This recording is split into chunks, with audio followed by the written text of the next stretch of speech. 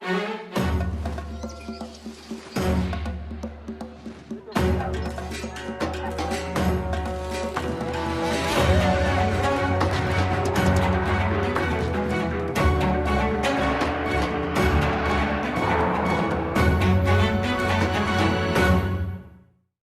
3 séculos como colônia, o Brasil viveu 3 ciclos econômicos: do pau-brasil, do açúcar e do ouro. Durante o Império, começou o ciclo do café. Como os anteriores, era voltado à exportação e produzido em latifúndios com mão de obra escrava. Com a abolição, os libertos foram abandonados à própria sorte. E as fazendas perderam trabalhadores. E o Império ficava sem apoio. Não é à toa que o Império cai menos de 2 anos depois da abolição da escravatura. Quando a coroa brasileira, Princesa Isabel, Dom Pedro II, se tornaram abolicionistas, os barões do café se sentiram traídos e migraram para o movimento republicano. E começa, então, todo o movimento de defesa da República. Porque era um pacto. Os barões do café apoiavam o trono e o trono não abolia a escravidão. Com um golpe militar, em 1889, o Império se transformou na República dos Estados Unidos do Brasil. E as primeiras eleições no país escolheram o Congresso que redigiria nossa Constituição. O clima era de euforia em prol da modernidade. No começo, a República trouxe muitos sonhos, muitas ambições. Os propagandistas republicanos prometiam ampliar o direito do voto, prometiam educação para todos, separação igreja e Estado, o fim dos privilégios da nobreza, transformações muito grandes na realidade brasileira. Os projetos não são mais os projetos de uma grande elite escravista. Na verdade, agora, com a ascensão de novos grupos cafeiros, que percebem que a questão da mão de obra ela precisa ser alterada, novos projetos passam a aparecer. Mas era necessário muito mais do que projetos naquele Brasil. Nós tínhamos um pequeno núcleo de militares com a cabeça modernizante num país de miseráveis e analfabetos. Calcula-se que, ao final, no Império, a alfabetização tinha chegado a 12% das pessoas e não havia uma universidade no Brasil. É um grande país atrasado, cheio de gente analfabeta e pobre. Era um país da monocultura e do latifúndio. E o ex-país da escravidão. O Brasil foi o último país do mundo ocidental a abolir a escravatura. Os escravos foram libertados, mas abandonados à própria sorte. Então, era preciso mudar tudo. E as reformas vieram. Menos de 3 meses, a República promoveu uma mudança institucional violentíssima. O judiciário foi reorganizado, o poder moderador, que era o poder privado do rei, extinto. O Estado criou a legislação civil. Talvez o primeiro grande pacotão da República Brasileira foi esse, que é de 17 de janeiro de 1890. Em um dia só que o Rui Barbosa, que era o ministro da Fazenda, publicou 4 decretos. O Rui Barbosa busca uma política de industrialização bastante bem-sucedida nos seus primeiros meses. Que no início gerou muito progresso, muita atividade, a Bolsa explodiu do lado bom. Representou uma liberação de capitais, uma grande expansão do sistema financeiro, a criação de condições para a ampliação do crédito, o surgimento artificial, digamos assim, do mercado de capitais. Então você tem industrialização forte, a economia do Brasil começou a crescer em ritmo maior que a dos Estados Unidos, só com mudanças institucionais. Quer dizer, demarca, na verdade, uma mudança das elites imperiais para agora novas elites em ascensão. Rui Barbosa introduz uma reforma bancária que permite emissões de moeda por parte de novos bancos que ele criou. Bancos proliferaram. O Banco do Brasil fundiu-se com um par dos novos. Houve uma explosão de criação de bancos que podiam emitir dinheiro, tudo dentro da crença que era preciso aumentar a circulação monetária, haver mais dinheiro e crédito disponível, mas é claro também que houve exagero, houve imprudência e o troço deu errado. Começa a debacle num figurino clássico de bolha que estourou, e o estouro da bolha ficou conhecido como o encilhamento, o episódio. Que vai caminhar num processo de inflação e de desvalorização da moeda. O país tropeça nas suas próprias pernas, temos uma crise financeira, uma crise bancária, crise cambial, crise fiscal. O PIB caiu cerca de 7% ao ano, em meio a uma grande crise bancária. O período todo da segunda metade da década de 90 é um período de crise e resolução de problemas de bancos e empresas quebradas. O velho Banco do Brasil, Caput, quebrou. Essas crises rapidamente fizeram frustrar os sonhos maravilhosos represados durante tanto tempo pelo Império. As promessas de liberdades civis feitas pela República não aconteceram. Ela promete mudanças, promete incorporação da sociedade civil no processo decisório. Isso não acontece.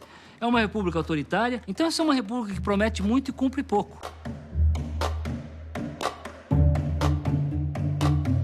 O Brasil, ele optou pela desigualdade, ele escolheu a desigualdade.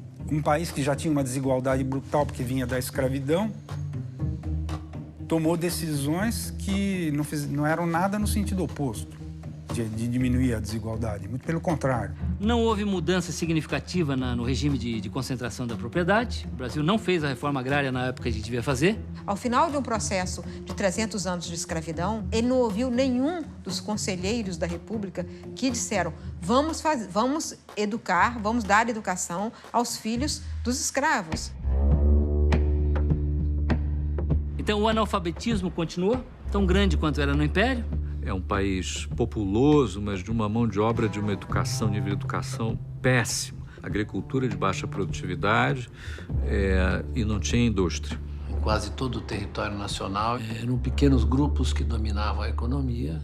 E quando o poder volta às mãos dos civis, a chamada política do café com leite, são os mesmos fazendeiros, os antigos barões do café, que mandavam na monarquia, que passam a mandar na República. Nessa evolução do café com leite, Minas e São Paulo, Que as elites cafeicultoras assumem o comando da política econômica é quase que o controle do projeto de país para o futuro. Então, o problema com a falta de mão de obra começa a ser solucionado.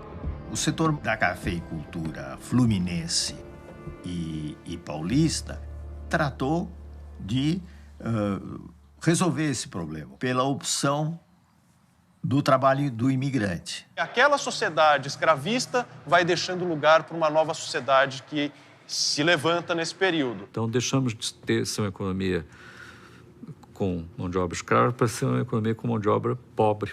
Você tinha tanto um café produzido por meeiros, aonde o trabalhador recebia fração do valor da produção, e não um salário fixo. Como você tinha um café de assalariados, que era o café do Oeste Paulista. É assim que funcionou a coisa. Havia essa possibilidade do subsídio do imigrante, com a concessão de passagem, possibilidade de pequenos empréstimos, enfim. Realmente era uma oportunidade grande para eles, né? E o Brasil importa quantidades monumentais de imigrantes, e não é por acaso que o grande território de chegada dos imigrantes é São Paulo, onde estava a indústria a produção de café.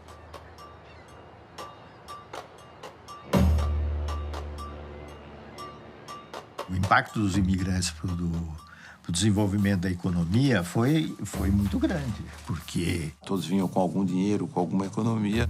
conseguiram, ao longo do tempo, obter terras. Isso foi no fim do século XIX. Foi quando meu bisavô veio também da Itália para cá. Todo o interior de São Paulo, nessa época, tem um crescimento muito grande. Sem sombra de dúvida, a qualificação no trabalho da mão de obra dos imigrantes era muito superior ao dos escravos, né? A economia começou a ficar mais eficiente, né? Uma grande maioria dos que puderam sair do campo para as cidades em formação trataram de fazer isso. A gente também, com iniciativa, ele começa a ver oportunidades em que os outros não vinham. E se transformar em comerciantes, em trabalhadores, e depois de industriais nas cidades. No início do século XX, as cidades brasileiras se modernizavam. Surgiam bondes, carros particulares e até os primeiros aviões.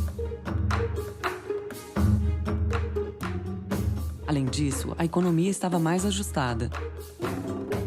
O Joaquim Murtinho fez talvez o primeiro grande plano de estabilização da economia que arrumou, vamos dizer, essa confusão toda que foi criada nos primeiros anos da República. O Brasil já vinha realizando um lento processo de industrialização. Especialmente no estado de São Paulo, boa parte dela associada à riqueza gerada pelo café. Como o café estava se desenvolvendo muito, né, surgiu um mercado interno importante aqui em São Paulo e no Brasil, e graças a isso, então, foi possível se começar a industrializar o Brasil.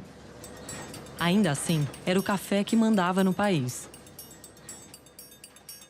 O café era o rei da economia, era o campeão de geração de renda. E mais do que isso, a renda que possibilitaria as importações brasileiras. Dr. Goudin tinha inventado uma frase que era correta. No Brasil, café é câmbio. 60% da renda era formada pelas rendas alfandegárias de importação e exportação. Isso quer dizer que a exportação ela é fundamental porque ela gera divisas que são gastas pelo Estado ou nas importações de produtos ou no próprio financiamento do Estado. Por isso, busca-se, ao longo da Primeira República, justamente garantir que o café permaneça com um papel importante no mercado exterior. O preço não caia, há uma sucessão de planos de valorização do café em detrimento a outros produtos. O Brasil passou a recorrer mais a empréstimos dos bancos ingleses, particularmente os empréstimos associados à defesa do preço do café. Embora Henry Ford, nos Estados Unidos, já tivesse criado a linha de montagem, o Reino Unido continuava sendo a maior potência mundial e ampliava suas colônias na África e na Ásia. E muito mais poderosas, e aí então tiveram condições de reduzir a condição de colônia os países da Ásia e da África. Além dos capitais e dos produtos europeus, a arte e a cultura do velho continente também influenciavam todo o mundo. Era a Belle Époque. Então, construção de grandes prédios, de grandes teatros. Era um Brasil que caminhava para uma urbanização, que caminhava para a incorporação de padrões econômicos modernos para eles. É um período onde o mundo progride muito. E progride de um jeito contemporâneo, através do que a gente hoje chamaria de globalização, mas que na época era um arremedo disso, chegando a um ápice em 1914, a Belle Époque, onde a sensação de progresso talvez tenha sido a maior de todos os tempos. E o grande motor desse progresso foi o comércio e a inovação. Com a globalização, ocorreria também um horror global, a Primeira Guerra de proporção mundial. Como batalhas na Europa poderiam afetar a economia brasileira?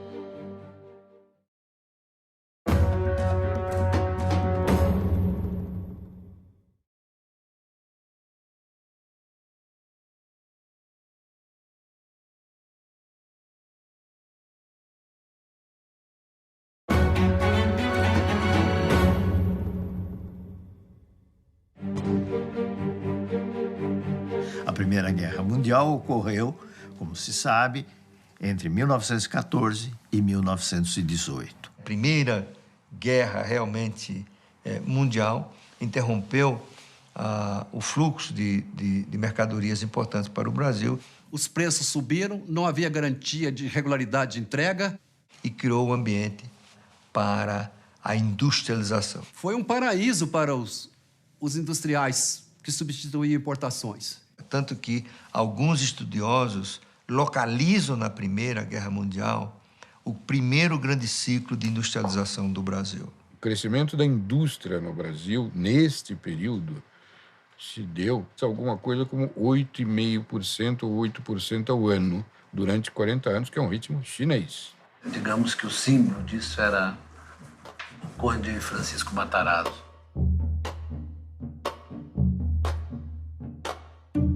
Era uma época em que o Brasil importava até arroz e banha de porco.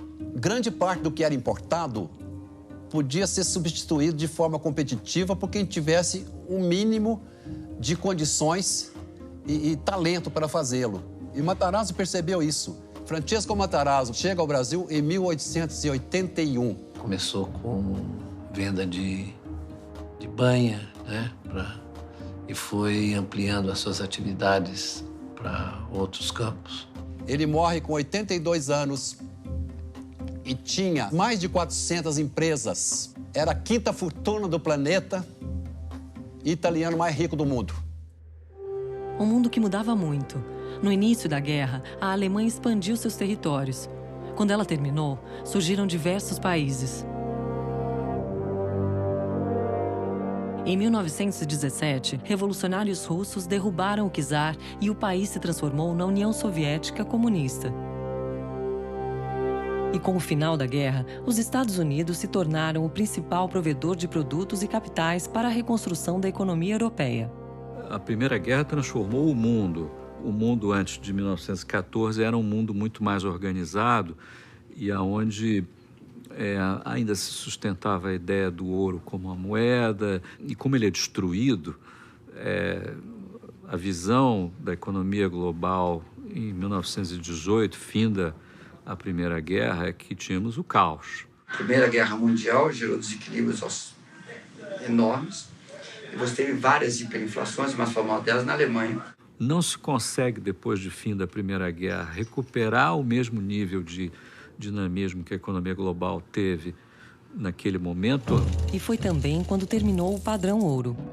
O padrão ouro foi um regime monetário que perdurou de uma maneira quase ininterrupta do século XIX até a Primeira Guerra Mundial. A virtude, vamos dizer assim, estava na ideia de que a moeda era o ouro e que todos os países deviam ter moedas conversíveis em ouro. Que o ouro é estável, né? O único bem real que se consegue ter expressão financeira. E os bancos centrais, os governos, se comprometiam a trocar aquela quantidade de moeda por aquele ouro, né, que estava guardado em seus cofres. Então ele tirava esse ouro, que era lastro da moeda dele, e deveria pagar, entregar para os seus parceiros internacionais. Era fácil fazer a relação entre uma moeda e outra através da quantidade de metal. E, a partir daí, você tinha essas taxas de câmbio entre os países, né? Essa história do ouro como moeda, na medida que o mundo vai ficando maior e mais sofisticado, vai se tornando uma dor de cabeça imensa. Em moeda, a questão da confiança é fundamental. No caso de uma moeda internacional, tem a ver com o quê? Com, primeiro, confiança nas instituições daquele país emissor daquela moeda. A moeda é uma instituição social. Então, ela começa dependendo da confiança que você tem. Você também vai aceitar, porque sabe que o outro vai aceitar. Porque você, de fato, tinha confiança, aquele papel tinha um lastro, um cofre, em algum banco. O fato de um pedaço de papel poder valer muita coisa depende de convenções dos homens, depende de uma certa mágica. Nós todos aceitamos. Até a Primeira Guerra Mundial, a libra esterlina reinava sozinha. Por quê? Porque a Grã-Bretanha era a grande potência política e militar e econômica também da época. Tinha um grande império, mas também era um país que tinha uma tradição de gestão monetária, um país cuja moeda tinha uma grande credibilidade, né? No final da Primeira Guerra Mundial, os Estados Unidos eram o grande credor líquido, tanto da Inglaterra quanto da França, né, que eram países vencedores do ponto de vista da guerra, mas perdedores do ponto de vista econômico. Então, o dólar se tornou a moeda internacional, assim como a libra esterlina o foi no período do pré-guerra, né? Ela tem como lastro a maior economia do mundo, né? Terminada a guerra, começam os anos 20, também os anos de expansão do capitalismo e tudo, né? Os anos 20, em particular, são alguns períodos particularmente prósperos ou ricos que dão a impressão do país ser mais dinâmico, talvez, economicamente, do que ele realmente era. Na década de 20, tivemos o surgimento do tenentismo, com militares questionando o poder das oligarquias rurais, e a Coluna Prestes, uma marcha em que, por 3 anos, 1.500 homens andaram 25 mil quilômetros em 11 estados, pregando reformas políticas e sociais. Às vezes as pessoas se enganam por conta da vitalidade cultural brasileira, o desempenho econômico nesses 40 anos da Primeira República foi muito ruim. Ligeiramente melhor do que o Império, mas ainda muito ruim. Todo esse século da independência até ali foi um século onde nós começamos atrás dos Estados Unidos, da Argentina, da Europa, muito atrás, e acabamos mais atrasados ainda. Portanto, do ponto de vista econômico, é um período de frustração. Claro que teve muito progresso institucional, cultural e do ponto de vista da economia, foram colocadas as bases para o que veio a seguir. Arrumamos o sistema bancário, organizamos um pouco mais o mercado de capitais, a economia diversificou um pouco relativamente ao café, mas faltou a faísca, e a faísca talvez tenha vindo com a urgência criada pela Grande Depressão, pela crise de 29. Em 29, explode a crise de 29, a crise do capitalismo mundial. O que efetivamente ocorre é que a Bolsa de Nova York, em 1929, ela quebra. Isso quer dizer, as suas ações elas começam a cair de maneira muito violenta e, com isso, vários negócios que dependiam dos valores pautados pela Bolsa começam a cair. E isso quer dizer, todo negócio americano que dependia, então, dos financiamentos de bancos, da economia que passava pela Bolsa, começa a ter um cenário de crise. O Banco Central americano reagiu muito mal. Em vez de salvar os bancos e evitar a crise sistêmica, resolveu assumir uma posição radical de não colocar um tostão em nenhum banco para não ajudar ninguém. Coisa que muita gente fala que devia ter sido feita em 2008. Pois é, então, isto gerou uma crise que foi se aprofundando em um pânico bancário. Os bancos foram morrendo, bluff, um atrás do outro, e numa escala global, inusitada. Em questão de 1 ano a 2, quebraram cerca de 10 mil bancos nos Estados Unidos. Houve uma contração violenta do crédito, a atividade econômica diminuiu também dramaticamente. Dos Estados Unidos, essa crise vai se espraiando para todas as outras economias que dependiam dos Estados Unidos. Causando uma contração monetária global sem precedente, em escala mundial. O comércio internacional foi reduzido a 1/3 em 2 anos. E os efeitos reais sobre o emprego foram também avassaladores. Você teve um aumento muito grande do desemprego. E o mundo inteiro sofreu dramaticamente. Ela ocorre num momento de extrema vulnerabilidade em vários países que vinham fazendo sacrifícios imensos para manter-se no padrão ouro, como a própria Inglaterra. E a coisa foi ficando pior. A crise de 29, como nós para o Brasil foi uma tragédia. Porque os países exportadores pararam de importar os produtos brasileiros. Os preços do café declinaram e a atividade agrícola, então, ela declina. E o café, essencial à economia brasileira, o rei da economia brasileira, entra numa crise sem paralelo. Excesso de produção, preços excessivamente baixos. O que valia 200 passou a valer 20. O preço já não pagava sequer o saco. A queda na exportação de café acumulou estoques de café. E aí o governo acaba por ter que intervir. O governo brasileiro passou a fazer grandes compras de café, né, para depois queimar. Porque enterrado ele destruía a terra. Você tinha que queimar. Queimamos 40 milhões de sacas de café. Então, a crise do café, ela secou o balanço de pagamento, porque a receita de divisas caiu brutalmente. A nossa capacidade de compra tornou-se mínima. Esse foi um momento de grandes mudanças da estrutura do capital no país. A oligarquia do café, com o produto nessa situação, e quase todos de pires na mão, não tinha mais também o poder político que havia anteriormente. Nós chegamos em 30, um país muito pobre, tinha educação, uma população de gente pobre, analfabeta, com poucas oportunidades, não tinha nada que favorecesse o empreendedorismo, não tinha sistema financeiro, era um país pobre, primitivo e despreparado para o crescimento. O que seria do Brasil com sua economia quebrada, com a economia mundial em frangalhos e sem esperanças de se renovar?